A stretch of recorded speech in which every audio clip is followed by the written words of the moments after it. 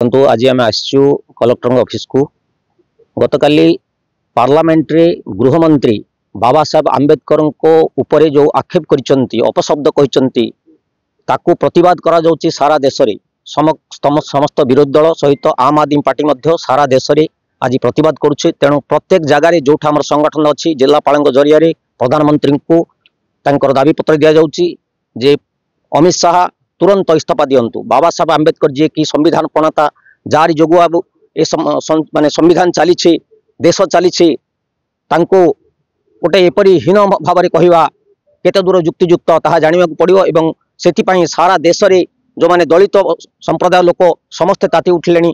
तेणु आज निष्पत्ति नियाଯାଇଛି जे जेते दिन पर्यंत से क्षमा मागंती न मागंती किंबा इस्तीफा न दियंती प्रतिवाद चलिबो। जो पार्लियामेंट रे जो दृश्य समस्ते सारा भारत देखिछि से अमित शाह को छी छी करिसंती। जो अमित शाह गृहमंत्री देशर होइकी जो संविधान तांको से आसन रे बसैछंती तांको विरुद्ध रे संविधान को से तो विरोध करुथले किंतु दलित मान को विरोध करवा एवं दलित जे कि त्राणकर्ता बा भगवान बोली जाको मानुछु डॉक्टर बी आर अम्बेडकर को जो कटाक्ष करिसंती जो बारंबार ये माने समस्ते तांको तात्सल्य करी कहिसंती जे केवल अम्बेडकर अम्बेडकर अम्बेडकर कही कही तमें जी टाइम वेस्ट करुच से समय भगवान को डाकी 7 जन्म पर्यंत भगवान मिल जाते।